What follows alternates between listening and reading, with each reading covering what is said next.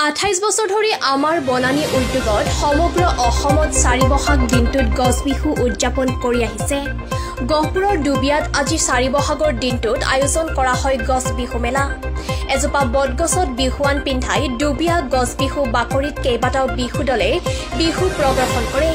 28 সংখ্যক দুবিয়া গছ বিহু মেলা উদ্বোধন কৰে কবি সাহিত্যিক বংশী বৰাই। গহপুৰৰ লগতে সুবুৰীয়া লখিমপুৰ আৰু অৰুণাচলৰ পৰা বহু সংখ্যক লোক উপস্থিত থাকে অনুষ্ঠানটোত। এই গছ বিহু মেলাৰ জৰিয়তে গহপুৰৰ বিভিন্ন প্ৰান্তত প্ৰায় হাজাৰৰো অধিক গছপুলি ৰোপণ কৰা হয়। এই অনুষ্ঠানটোলৈ অহা প্ৰতিগৰাকীকে একোটাকৈ গছপুলি উপহাৰ দিয়া হয়। যাতে সকলো অসমবাসীলে গছ বিহু আৰু গছ বিহু মেলাৰ উপলক্ষে সেউজ সম্ভাষণ আৰু সেৱা জনাইছোঁ। গছ বিহু আজিৰ পৰা 28টা বছৰ আগতে গাঁৱৰ শিশুহঁতক লৈ পেলাই ইয়াতে আমাৰ বিহু এই গছৰ তলতে আৰম্ভ কৰিছিলোঁ।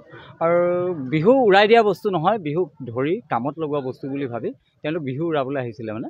তাৰপিছত আমি বিহু গছৰ ৰোৱা আৰু পৰিৱেশ সংৰক্ষণৰ কামত লগাইছিলোঁ। আৰু আজি বিহু এতিয়া সফল, আমাৰ গছ বিহু আৰু গছ বিহু সফল গাভৰু হ'ল। এইবাৰ অসমৰ প্ৰত্যেক ঘৰে ঘৰে গৈছে। গতিকে গছ বিহু হ'ল গছ ৰোৱাৰ উৎসৱ, প্ৰকৃতিক শ্ৰদ্ধা সন্মান কৰাৰ উৎসৱ, প্ৰকৃতিক ভাল পোৱাৰ উৎসৱ, গছক ভাল পোৱাৰ। তাৰমানে কি, প্ৰকৃতিক ভাল পোৱা, নিজক ভাল পোৱাৰ উৎসৱ। গতিকে মই সকলোকে আজিৰ দিনটোত গছক শ্ৰদ্ধা সন্মান জনাই বিহুৱান দিবলৈ অনুৰোধ জনাইছোঁ। আৰু ৰাইজে বিহুৱান দিছে। আৰু এই যেতিয়া গছক বিহুৱান দিয়া যায়, গছে তেতিয়া আশীৰ্বাদ দিয়ে।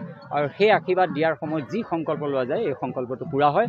সেইবিলাক পূৰা হয় কাৰণে ইয়াত মানুহে হাজাৰজনে আহি বিহুৱান দিয়ে সংকল্প পূৰা হোৱা কৰিলে। আৰু মই সকলোকে অনুৰোধ জনাম, সেই সংকল্প কৰিব লাগে আৰু সংকল্প পোৱা গধূলি মনত পেলাব, নিশ্চয় সফল হ'ব। আৰু এটা গছপুলি ৰোগ, পৃথিৱীখন জীপাল কৰি ৰাখিব লাগে, জৈৱ বৈচিত্ৰ্য সংৰক্ষণ কৰিব লাগে। পৃথিৱীত অকল মানুহে থাকিব নোৱাৰে, পৃথিৱীৰ অৱস্থা এতিয়া খুবেই বেয়া, জৰাজীৰ্ণ অৱস্থা। যেতিয়া বৰষুণ আহিব লাগে নাহে, যেতিয়া আহে বেছিকৈ আহে, অতিবৃষ্টি অনাবৃষ্টি খৰাং, গ্ৰাউণ্ড ৱাটাৰ নাইকিয়া হৈ গৈছে। গতিকে আমাৰ জীৱ জন্তুৰ বিভিন্ন সময়ত তাণ্ডৱো হৈছে, আমি তেওঁলোকৰ থকাৰ জেগা নাইকিয়া হৈ গৈছে। গতিকে ইয়াৰ কাৰণে আমি গছ ৰুব লাগিব। গছৰ সমষ্টি বনাঞ্চল, আৰু য'ত সংৰক্ষিত হ'ব চেঞ্চুৰী টাইপ, য'ত ৰাষ্ট্ৰীয় উদ্যান বা চেঞ্চুৰী, তাত জৈৱ বৈচিত্ৰ্য ভৰপূৰ, তেতিয়াহে বৰষুণ আনিব পাৰে। আৰু এনেকুৱা পৰিৱেশৰহে আমাৰ ভৱিষ্যত প্ৰজন্মৰ কাম্য। এই ধৰণে পৰিৱেশৰ অৱক্ষয় হৈ থাকিলে আৰু 30 বছৰৰ পাছত মানুহ থাকিব নোৱাৰিব।